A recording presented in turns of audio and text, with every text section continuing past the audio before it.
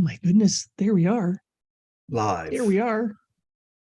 Live on YouTube. Live on YouTube.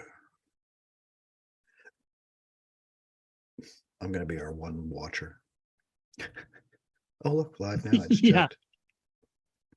Top message is 0. Pretty much. Can you hear me? All right. Oh, I hear you just fine. Okay. I got the comments set up. We can answer anybody's question. If there's any one person not working during the day, we can answer them. Unless you're military or provincially in Nova Scotia, I guess. I'm not sure what other provinces are provincial holiday today, but or work nights and just have insomnia. Or working a golf course in the winter. Brian is probably at home making his treats. Man, he's living the dream. Let me tell you. All right. Speaking of which, I'm going to be on an episode of Habs and Dabs coming up probably this week. If anyone's, I won't be dabbing or indulging in any of the fun activities because I don't do that. But I'll be on the show. You know, they've never invited me. They put a thing out on Twitter asking for guests, and I said I would do the show. So you just didn't answer it. So it's not that they put an open invite to everyone. So I'll defend him on this one. I'm sorry, I was working that day. You don't work. You don't lie. I said that day. I'm in Ottawa. I know what Chiefs do.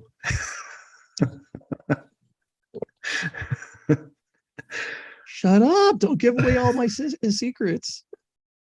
All right.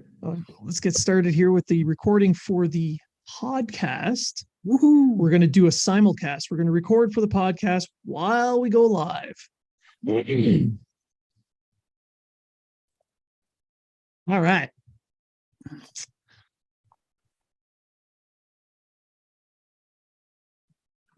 And welcome to Habs Unfiltered, episode 321. I am your host, Blaine Pudvey, and I'm joined by a co-host this time in Treg, the Hammer Wilson. Good morning, or whatever time it is in your time zone. We are recording live on YouTube as we record this episode for the podcast.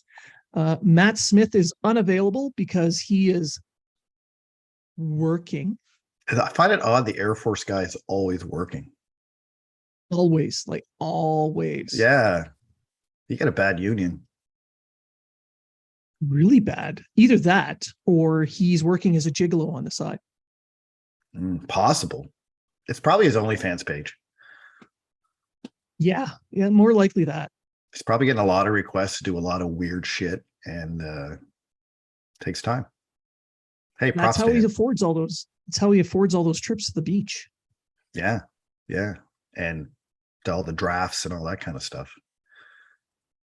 It's amazing. Yeah, because it's not on an airman's. Well, he's not an airman. It's not on a AVN master corporal salary. That's for sure. I'll give him some credit, man. He's working his way up the ranks. Yeah. No, he's doing good. Actually, all jokes aside, Matt's in a high-profile job, and there is a lot of work to what he does. We joke, but there is a lot of work to what he does. Not just what he does professionally, but the work he puts into looking as good as he does. Well, I mean, I've been going to the gym like crazy, and I still don't look half as good as what Matt looks like. I mean, I don't think there's anything we can do. He literally went to the gym 3 times in Kuwait because he only posted it 3 times. So that's the only facts I have. And he's still better looking than I am. It's just genes, I guess. Natural selection. He is cut.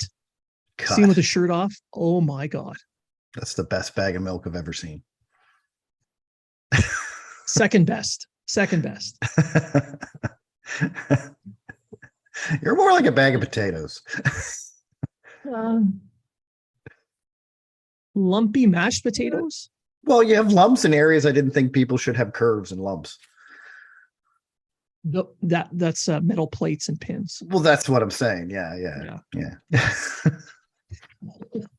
Frankenstein. so yeah, I am covered in zippers. Let me say.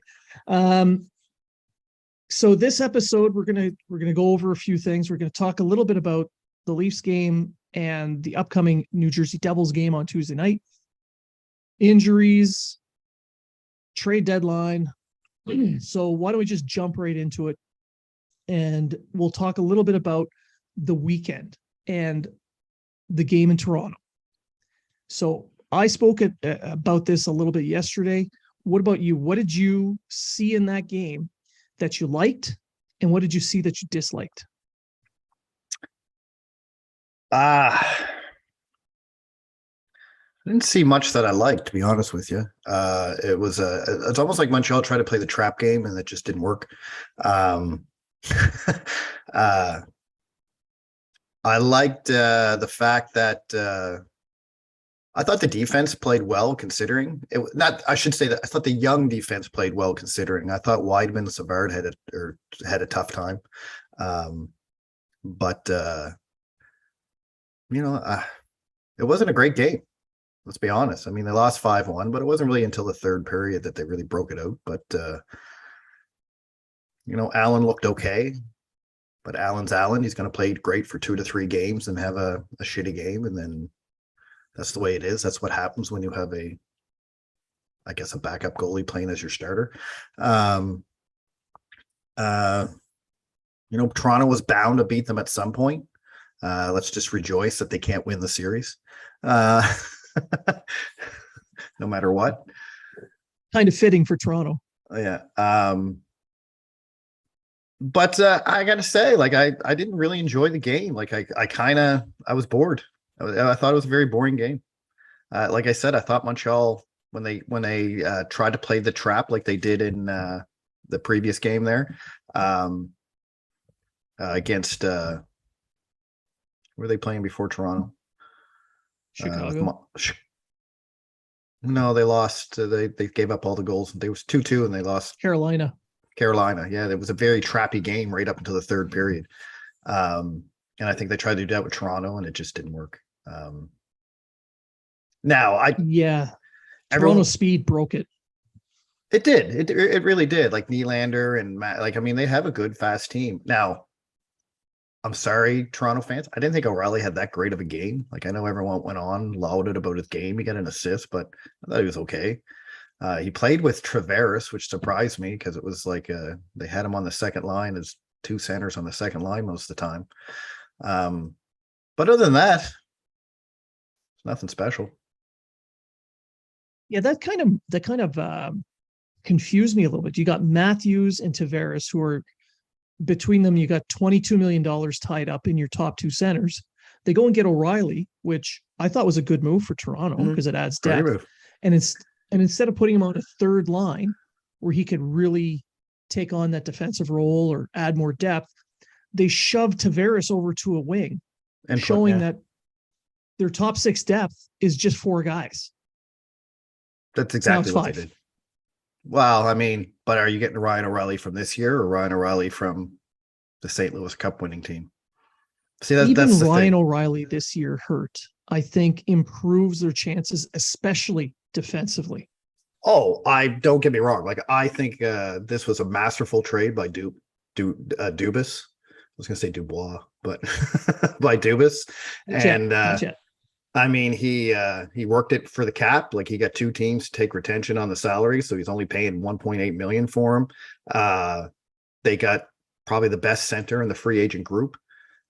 Yes, he's been dealing with injuries, so that's what you got to look at as well. So if he's healthy going into the playoffs, or relatively healthy, because I don't think anyone's really healthy going into the playoffs, you got yourself, you're winning the middle right now.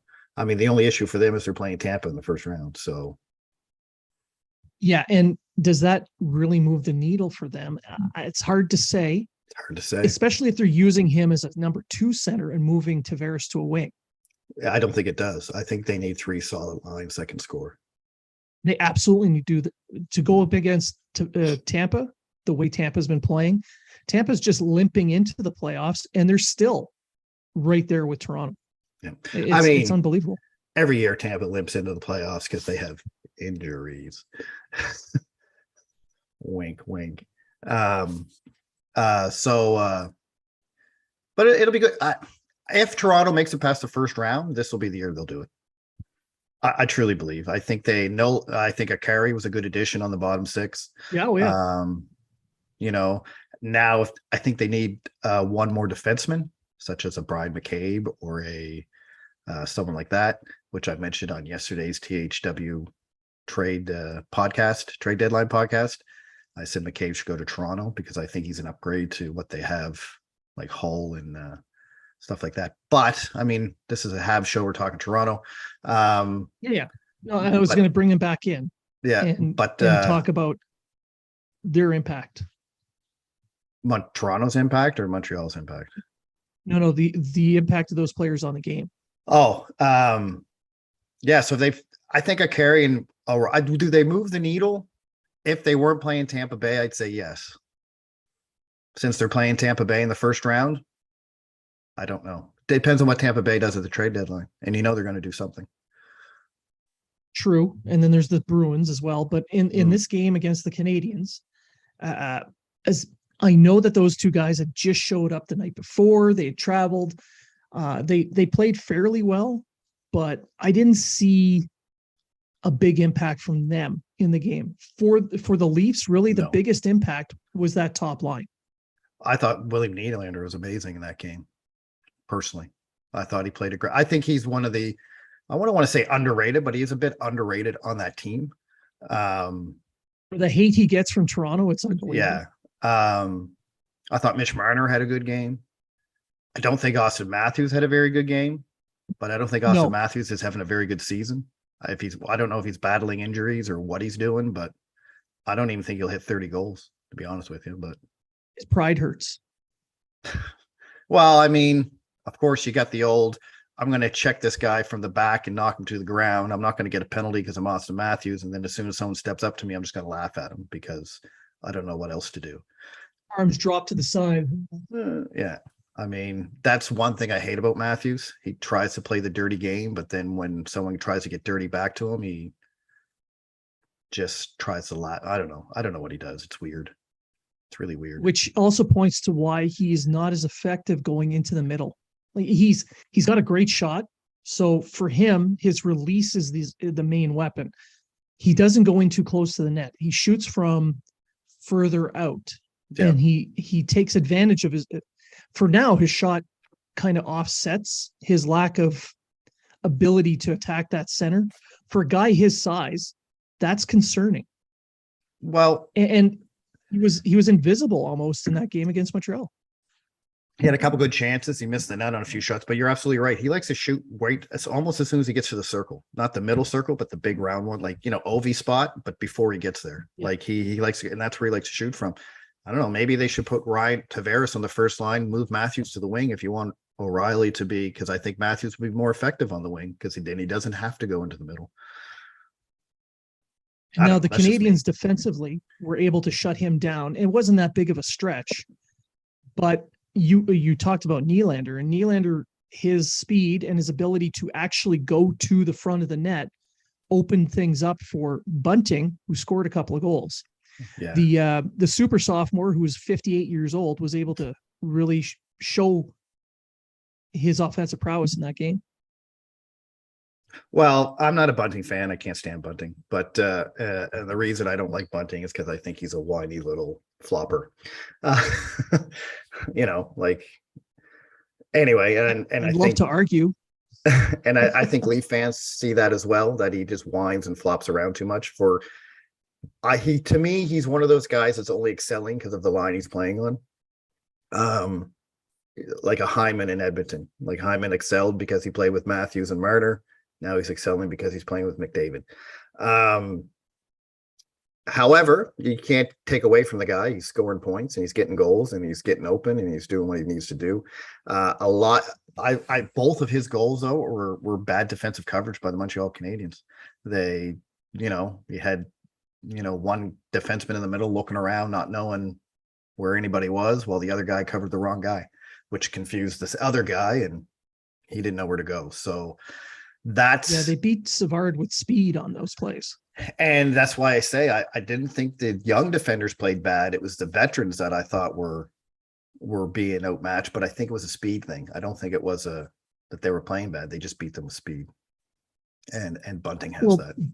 Barron did make a couple of small errors in the defensive zone, but I mean, it's one of these things where he slightly misjudged a positioning for his stick to pick up the puck on the boards, and he got stripped because of it, and they scored. This is a team in Toronto that can really, really kill you if you make any small, tiny mistake. There's just too much talent in Toronto. Like, I mean, jokes aside, exactly. bashing Toronto aside, you can't deny the talent that they have in Toronto. And once you make a small mistake, and I'm okay with a rookie defender making those mistakes. I'm okay with that. Yep. Because I don't expect a rookie. It's when the veterans make a rookie mistake that bothers me. And because they should be making those mistakes. And to be honest, Savard doesn't make many of those mistakes. He doesn't. If Savard's going to get beat, he's going to get beat because some guy just outskated him, right? Or positioned himself where he can't, use his size to his advantage. And Toronto was good at doing that. Like, Toronto players know how to position themselves so that bigger guys have a hard time defending against them, at least in the regular season, not so much in the playoffs. But and that takes me to Tuesday night's game against the Devils. New Jersey, in my opinion, plays the same style as Toronto, but they're deeper and they have more grit. So to me, they're a much more dangerous hockey team, especially come playoff time. Now, the Devils haven't proven anything in the playoffs, but then again, neither is Toronto. So the Devils on Tuesday, Jack Hughes is back now, and he lit it up in his first game back with the Devils.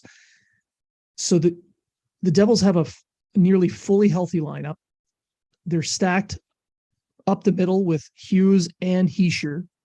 They've got great sets of wingers, solid defense, good goaltending, and now they're looking to add pieces. But for Tuesday night, I'm seeing a team in New Jersey that has the same speed as Toronto, but are more willing to attack physically, which I think is going to hurt the Canadians at this time of year. I think the young defense is going to have a hard time with this New Jersey team because they're not going to be used to the speed and grit. See, this is the difference, like you said, between New Jersey and Toronto. Now, talking about New Jersey, we talk about teams needing elite players, and this is we'll run into Montreal. Unless you think Jack Hughes is an elite player, New Jersey doesn't really have any elite players. They have high level players. You know what I mean? They have, good players, but they don't really have anyone elite, unless you want to say Jack Hughes is elite. I don't know where you would categorize him, but I think he's almost there. He's a point per game kind of guy. So but does that make him elite? That's really high end. No.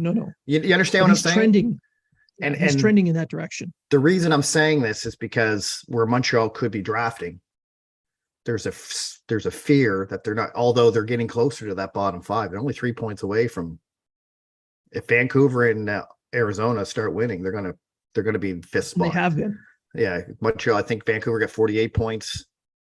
Arizona after last night is 49, and Montreal is 50. So there's, but the point I'm bringing that up is look how well New Jersey's playing without a superstar / elite player at this point.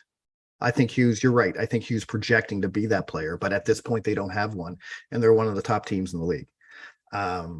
So I guess when I look at New Jersey, that's kind of the team I see Montreal becoming. You know what I mean? Yeah. A lot of high-end players, Caulfield, Suzuki, hopefully maybe Joshua Wall, Sean Farrell, if they come up and become in the NHL what they are in the lower ranks, maybe not. But Lane Hudson, if he grows another inch. He's 5'9" now. He's 5'9". So 5'10". 5'10". He's 5'10" now. Yeah. So he's grown 3 inches since the draft, which he said he would do. But I see Montreal being that type of team where they just have a solid top 2 lines, a good third line, a ready fourth line, and then solid top 2 defensive lines with hopefully a solid goaltender. Like it doesn't have to be a superstar at any point, but they have top tier. But going back to the game in Toronto, the difference between New Jersey and Toronto is, yes, New Jersey will attack. They'll go to the dirty areas and attack, and they'll use that speed to win the battles in the dirty areas.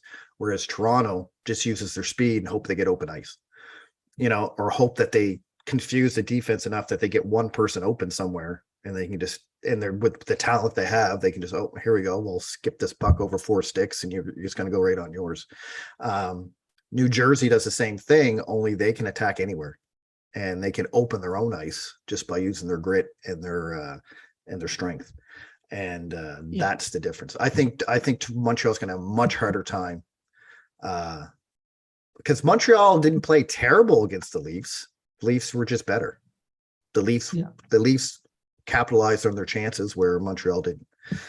Montreal got a chance and they shot it in the belly pad, or they missed the net, or they, you know what I mean? Like, they had a bunch of 2-on-1s, I think, in the second period, and they just didn't get a good shot away. So the way I see it is they're going to have a harder time with New Jersey. Now I say that and they'll probably come out and beat them 3-2 in overtime or something stupid, but I don't expect Montreal to do much against New Jersey at all. I really don't. Well, neither do I. I mean, we talk about the speed where New Jersey uses speed to get to a specific spot to beat you to that spot, while Toronto uses the speed to fly through the areas, trying to create confusion. I mean, the Canadians tried. The work ethic was there, the effort was there, but they just didn't have enough because it's a couple of NHL players, and the vast majority of the rest, the roster, are from Laval. So the expectations can't be too high for a lineup like that. And then going up against New Jersey on the road in New Jersey, I'm expecting more of the same. Now, like you, I'd be shocked if they did win, but they probably will now because we say they probably won't. Yeah. But I'm not expecting that. I'm expecting the Devils to chip away at the Canadians onto using their speed on the defense, grinding them down, and then coming out with the win. They may not win 6-2 like Toronto did with a couple of empty netters, but I do expect New Jersey to control the game for the most part over long stretches. I can see it being a 3-0, 4-1 win. That's what I see. With the Canadians probably showing 20 to 25 minutes of really, really good hockey, but just not having enough. Yeah. And then like when they get their chances, it'll just be, because I mean, believe it or not, but the Devils are still that defensive team from the 90s that they still smother you in their zone. They still, like, the philosophy hasn't changed. This added more offense to their team. That's all. So when getting in New Jersey zone, you're still, they smother you. They use their speed and they just attack the puck carrier, which makes it hard for him to open things up. And where Montreal is lacking a lot of skilled players, like who do they have? Anderson and Suzuki. That's about it. I mean, Huffman and Druid have been Matheson, but Huffman and Druid have been playing very good hockey lately. Harvey Pinard's playing well, but I mean, he's also playing on the first line. So, which is a great story. Don't get me wrong. It's a great story. It's a great story, but let's not hope next year we're looking at people are looking at Harvey Pinard to be this 20 to 30 goal scorer, because I don't think he will be. I think he's a solid third line player. You know what I mean? Again, he's a player like Hyman and Bunting, not to that extent, but is benefiting from where he's playing at right now. Nothing against Harvey Pinard. I think he should make the team next year. Don't anyone start bashing me. I just don't think he's going to be this, top guy. That's all. I could be wrong. Who knows? And that brings me to the injuries, because he's there because of injuries. He's gotten his opportunity and he's taking advantage of it. I mean, he looks great so far, but it's due to injuries. And the Canadians right now have a ton. I mean, clearly Byron Price, they're on the long term. They were never expected to be back. But then you look at the rest: Monahan, Gooley, Jackeye, Evans, Gallagher, Caulfield. Other players have been in and out of the lineup with injuries stretching over a week to 2 weeks. I mean, to the point where the Canadiens blue line has set a team record for the most games played by rookie defensemen in a single season. 209, I think, is what they said Saturday night during the hockey game was this year. Yeah, it's probably going to be around 215 by the Yeah. end of the New Jersey game. Yeah, and then I think the closest team to him was 60 something, 68 or 69, something like that. I think it was 90 something with Columbus. Was it 90 something? Okay, all right, sure. But still. But when you're playing 4 to 5 rookie defensemen all season long, I mean, that's what's going to happen. Like, you know, you had to start the season, you had Gouli, Harris, and Jack-Eye. And then Kovacevic came in. He's played every game because Matheson was injured. And Edmondson was injured. And then Edmondson came back, and then Matheson came back, but then Edmondson got injured. And, you know, and now the young guys are getting, we thought we might have lost Barron in the loss to, I can't remember who they played before Toronto. Carolina. But we didn't. Thankfully, he wasn't that hurt. So yeah, it's I say it's a development year, and guess what? We're developing I think the young defenders look good. I'm happy with the way they're playing. I'm happy with how their development's going. Kovacevic to me has been a solid two-way defender. I mean, he's not that much on the offense, but he can move the puck. He can get the puck out of the zone. He's been a bright spot, I think, for them this year. So was Gouli and Jack-Eye till they get injured. I mean, Harris, he's getting better as the season goes on. However, we got way too many left-handed defensemen. So, well, I mean, the good news portion of this season is the development and the step forward that the Canadiens rookie defensemen have made. They've shown that Montreal's prospect pool is better than they expected on the defensive side. But you're right, there's too many left-handed defensemen, which does open up options and possibilities come summertime, where they can pick and choose who gets to be used as trade bait. So they can maybe add some right-handed defensemen, or find some, or use in a package for a bigger player, or whatever. But they have options now. But who do they move? You're not moving Matheson. You're not moving Gouli. No. Who do you move? Kovacevic, Harris, Jack-Eye. I have a feeling I see Kovacevic. Kovacevic is one of those depth guys because he's on a cheap deal. He's right-handed. He can play both sides. He doesn't have a high value trade-wise, so you just leave him on the roster. Yeah. So that leaves Harris and Jack-Eye as really the big trade pieces. I mean, I'm not sure if, I'm a bit biased here, but I'm not sure if Jack-Eye is the guy you want to move, because he gives you a dynamic that you haven't had in a while, that protection dynamic. I agree. And I have to admit, Jack-Eye doesn't go looking for fights. He doesn't. I haven't yet seen him fight where he shouldn't have, if you know what I mean. Yeah. And so that leaves Harris. He's no slouch. He's no slouch offensively. Well, hockey side either. No, he's not. And so that kind of leaves Harris. And then you're looking, do we really want to get rid of Harris? But if you're looking at trade bait, Harris can get you something that he could. And either that, or you teach one of them to play the right side and be proficient on the wrong side. Because after next year, you have no veteran right-handed defenseman. Barron's your top right-handed defenseman. That's my expectation for Harris. He played on the right side in college. He is comfortable on the right side.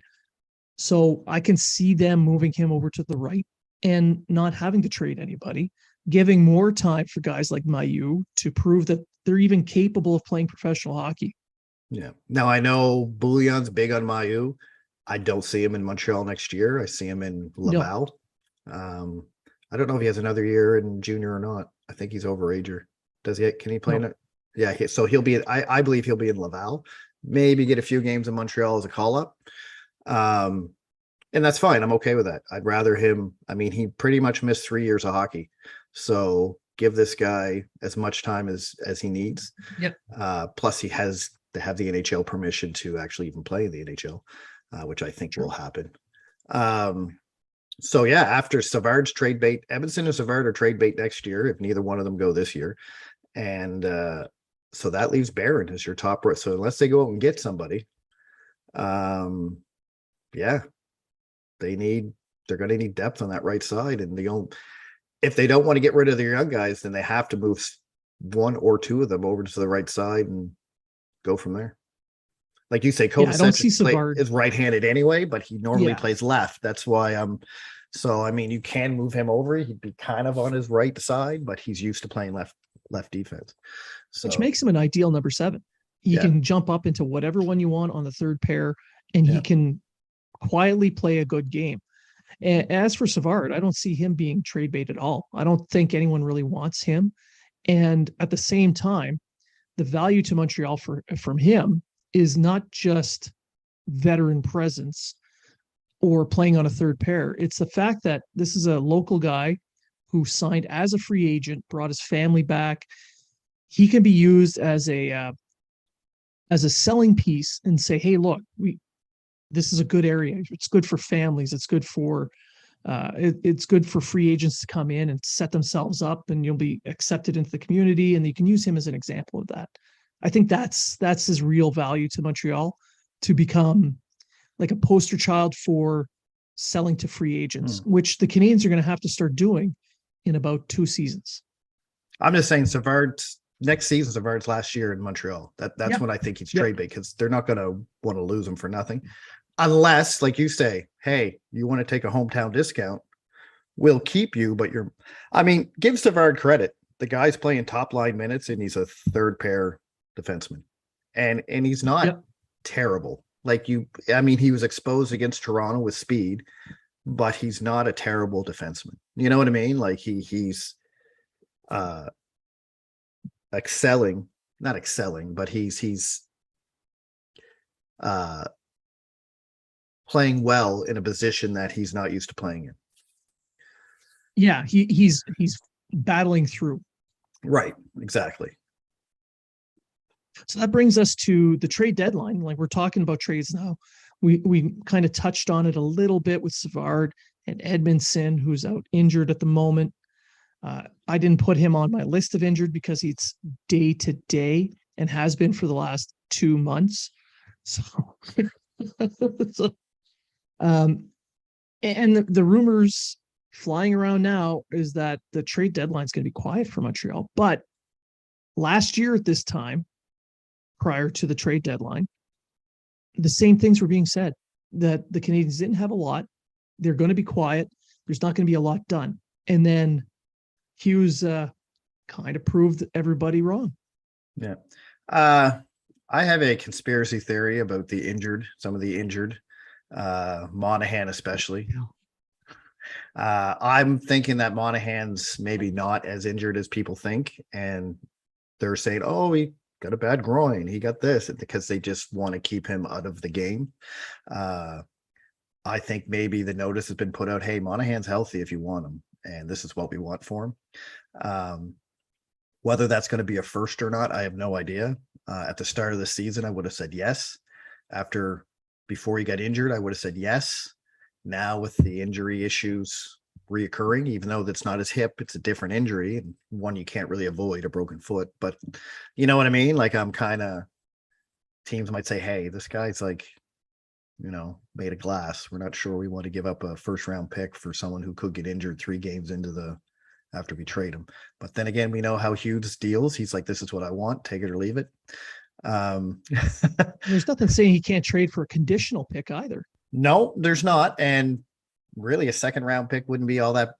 If you can get anything for a guy that's not on your team next year, you've succeeded. Let's be honest. That you've already gotten a first for just taking on. Correct. So, if you can get 2 firsts for Monahan, Hughes is a genius. I suspect they might even try to go for a prospect. Where Monahan will go, I don't know. All the centers are being Taves is off the table. O'Reilly's off the table. Horvat's a winger, is he not? Or is he a center? Horvat's a center, and he's off the table. He's off the table. So the top 3 centers are off the table. So if someone wants a center going into the playoffs. And this is from your inside man, Double D. Listen, I have lots of connections in lots of places. And my inside man told me which is my conscious, which is just me going, hey, I wonder. No, it's W. Your It's inside guy is W. W, yeah. And he has 17 R's at the end of his insider tag. So you know it's real. Yeah, absolutely. The more R's, the more real it is. So Real, I would be real. surprised if all of a sudden before the trade deadline, Monahan's practicing in a non-contact jersey and maybe getting a game in, maybe, and then it's gone. I wouldn't be shocked with that. I mean, with the way things are going, the rumor is it's just his foot. You've heard some possibility that it's a groin. Yeah. So a guy it's not his hips that are the problem.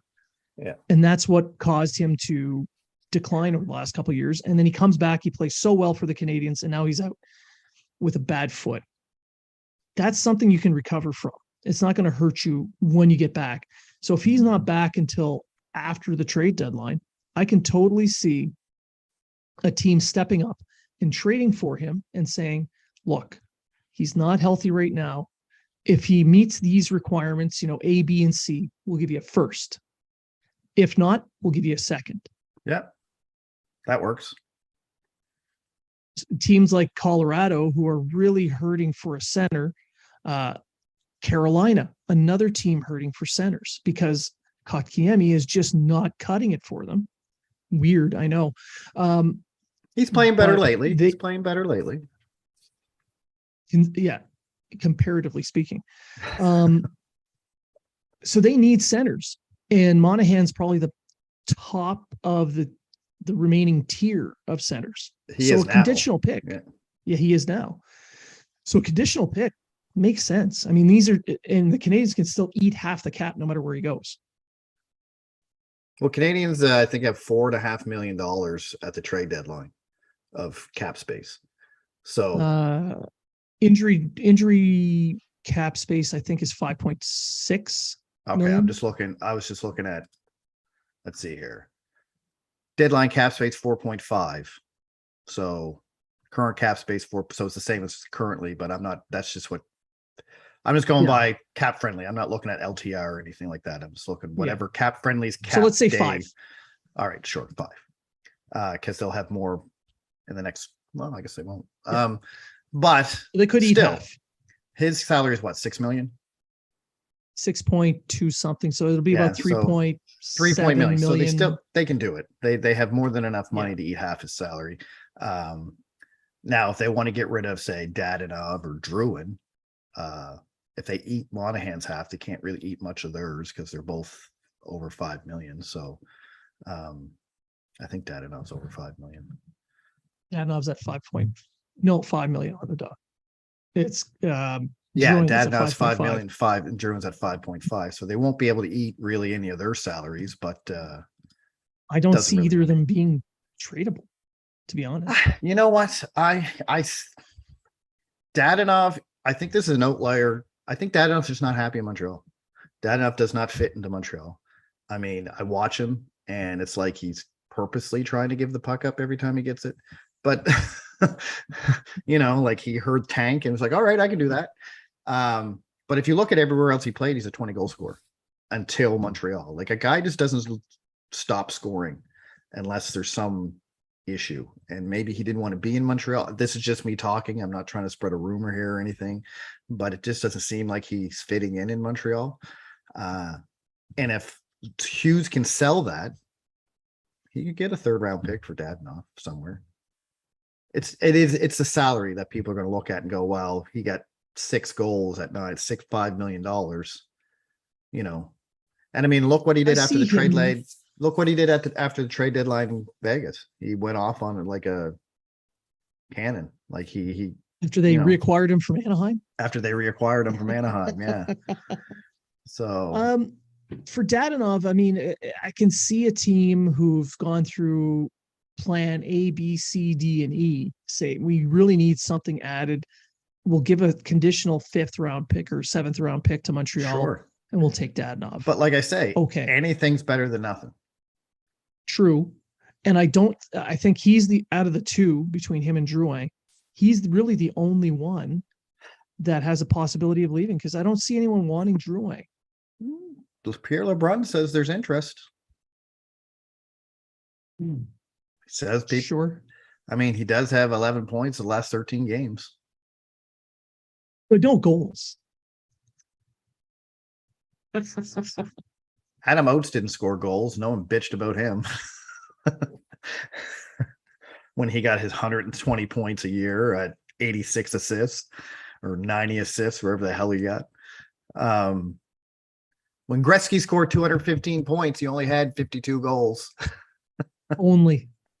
He would have still won the league championship if he scored no goals. I get what you're saying, but yeah, maybe because I have a little, I don't mind. I like Drouin and I just want to see him go somewhere and succeed. As do I. It is his salary. If he had a $3.5 million salary, I think he'd be easy to move. They go, all right, he's playing great lately. He's a good setup guy. He's great on the power play, which he has been in Montreal. He has been good on the power play. Some team will take him, but I don't know. I don't see Hughes sitting on his UFAs and getting nothing for them. I just don't see it. Well, I know he's going to try, but it's Drouin. I just don't see him getting anything, even a conditional pick. Meanwhile, Drouin knows that he is playing for his career at this point, and he's playing well. I don't think he's going to get traded for anything. I think he'll finish the season in Montreal. Then he's gone as a free agent. He'll have people wanting to sign him. It's going to be 3 or 4 different teams, probably, maybe at around $1 to $2 million for a year, kind of a prove-it deal. But that's what he's playing for right now. He's playing to save his career. I don't see him playing well enough to garner any real interest in a trade deadline move. How dare you, Blaine? How dare you? No, just kidding. That's all plausible. It's all plausible. I guess I'm just being the optimist and saying, hey, he's a UFA. He's playing well. He does have good playoff numbers when he plays in the playoffs. He can help a team going forward. It's the $5.5 million that's going to keep teams away. Because there's not a lot of money to be spent at the deadline right now. No, and especially with contending teams. So if a team who's trying to get into the playoffs looks at him and goes, could he move our needle? Maybe. Let's try it. Maybe Florida picks him up and then they just go terrible and drop right down to the bottom 10. Who knows? That would be terrible. Who knows? But for Hughes to kind of go against the grain and actually do stuff at the deadline, I mean, by go against the grain, I mean, they're expecting nothing. But for him to to really do a shakeup, what do you think? Because we've been doing a mock trade deadline on the Hockey Writers, and I want to underline mock. It's not real. These moves that have been spoken about, maybe they're rumored, maybe they're not, but it's a mock trade deadline. All right. So I got one that really pisses off Albertans. So it's kind of like, I'll call it my liberal. So it's a win-win. Trade. I'll call it my liberal trade. You libtard. I'm a snowflake. What can I say? Anyway, I have Anderson going to Calgary, and he's going to Calgary for a first in either Peltier or Wolf. I know Wolf is the greatest goaltender that ever lived, not in the NHL. I get it. He actually just became the first AHL goalie to hit 30 wins this year. And so, but the way I look at it is with all the injuries, if Hughes wants to get what he's asking for, he wants a first round pick, he wants a top prospect, and he wants a young, almost NHL ready goaltender. Calgary for Anderson is the perfect trade. We already know Brad Travelli has been wanting him since he was in Columbus. He's a big fan of Anderson. Calgary can use a power forward like Anderson because we all know that they're on the bubble here of making the playoffs or not with all the moves they made. And Huberdeau just isn't what they thought, shockingly, isn't the 1 year great season guy that they thought he was going to be. So who can he trade and what can he get back that's going to get him everything he wants at this deadline? Now, Hughes has also said, unless something blows my socks off, I am not moving Josh Anderson. which is perfectly fine. Josh Anderson is a good complement to this team that we have. We don't have a ready to go power forward right now. Slavoski, I think, can be that future power forward, but right now he's not there. So yeah, there's pros and cons to the whole thing. But what does Hughes want more? Does he want what he asked for at the first of the season that he wants by the end of the season? Or does he want Josh Anderson? And I think a deal that will blow his socks off would be a first round pick and either a Jacob Peltier or a Dustin Wolf from the Calgary Flames. Well, yeah, because it makes sense because he has been on the search for a first and top prospect for a while. He wants a 2023 first. He wants to get a top prospect. Anderson is probably his best bet at getting both. Now, I can hear people saying, "Oh, he's not worth that," but it's the trade deadline. People tend to overpay a little bit, especially teams that are looking for power forwards. Mm-hmm. Calgary's one. Timo Meier's out there, and the moment he moves, Anderson's value is going to skyrocket. Yeah, because there's going to be whoever misses out on Meier. Because right now, I think the Devils, a couple other teams are really in on Meier.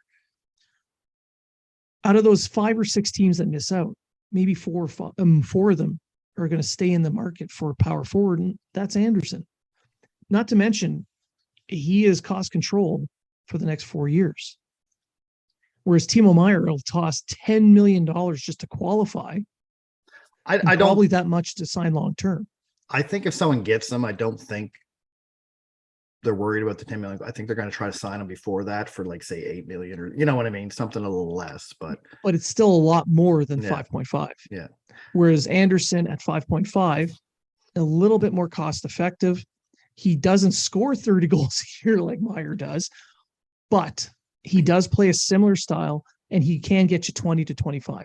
He's on pace for 25 this year, 24.6 to be exact. On a shit team. On a shit team. However, the caveat for him to go into Calgary is Montreal would have to take money back. And which isn't hard.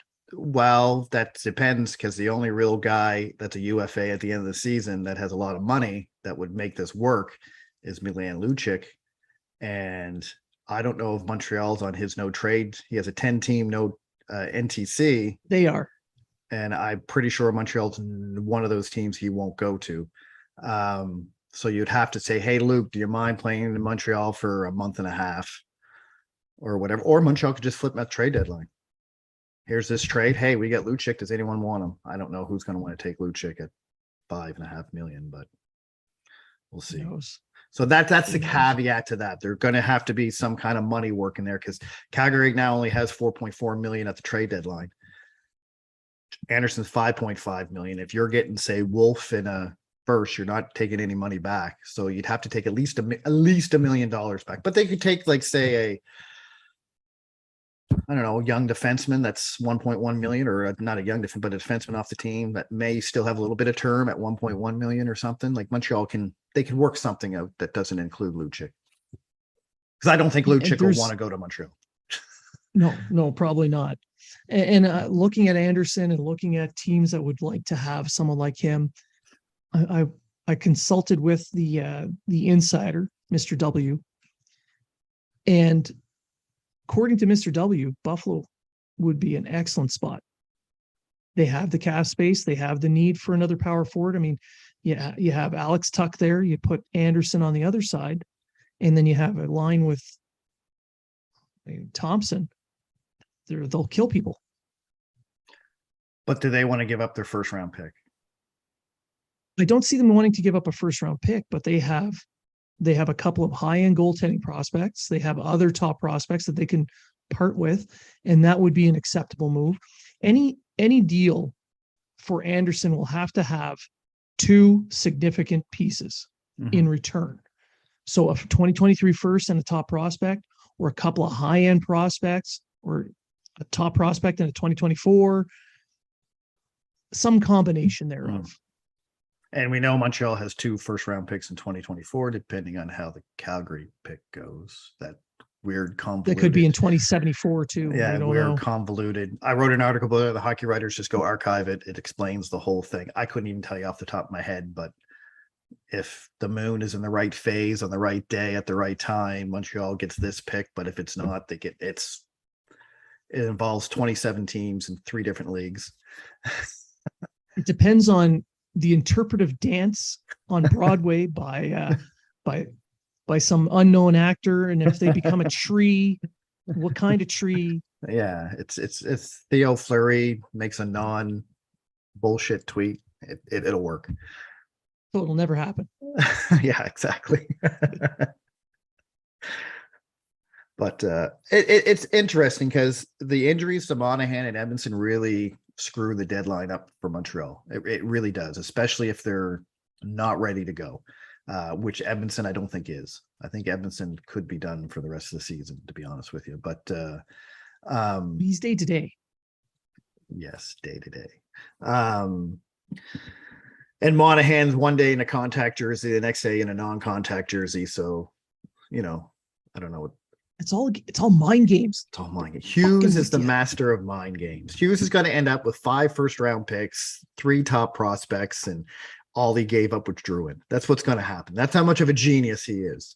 And he's going to sign Monahan on a 4-year deal at $1 million a season. And then trade him for 7 firsts. Yeah. So far, like I say, I've yet to complain about anything Hughes has done as a GM so far.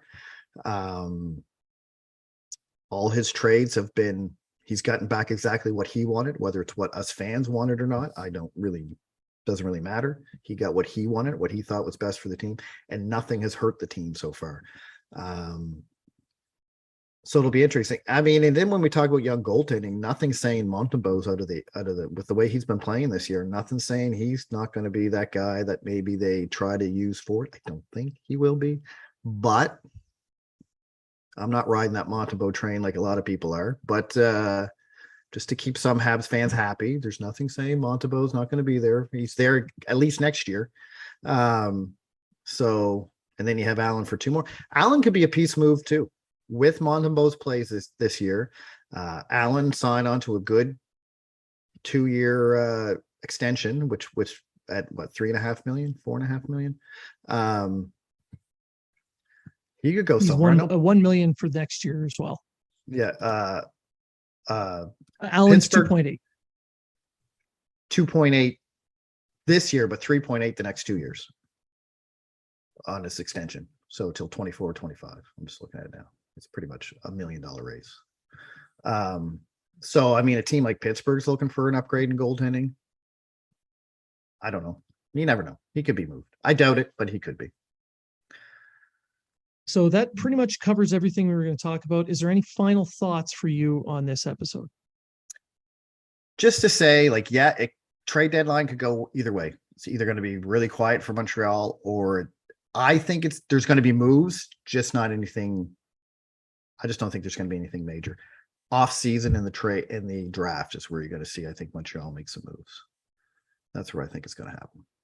Yeah, I do expect some big things happening on the week of the draft. The teams are all going to be together in Nashville for a solid week prior to, because the award show is there as well. Yeah. So there's going to be a lot of movement, I think, around that time. And thanks to the hockey writers, Blaine and Treg will be there for it all, right? Right, Dean and Kyle, right? I could use a free flight, just saying. We already have the hotel. Yep. So for me, I just want to say thank you to everybody for listening. Thank you for supporting us. Please, for those who are listening, just go and subscribe to YouTube. We are now on Crier Media as well. Check out Crier Media for links to our podcast. Check out YouTube, subscribe, like, share, and send more emails. We want more engagement. We want to see more emails. We want to see more posts on all our social media platforms. We're even on TikTok, for God's sakes. Once I figure that out, that'd be great. Us being old and gray, but we're pretty much everywhere you'll be. We're on Mastodon. We're on all the different social media sites. So the more comments that you send to our way, the more questions you ask, the better it is for us, the better show we can provide for you. And remember, if you're talking about it, so are we.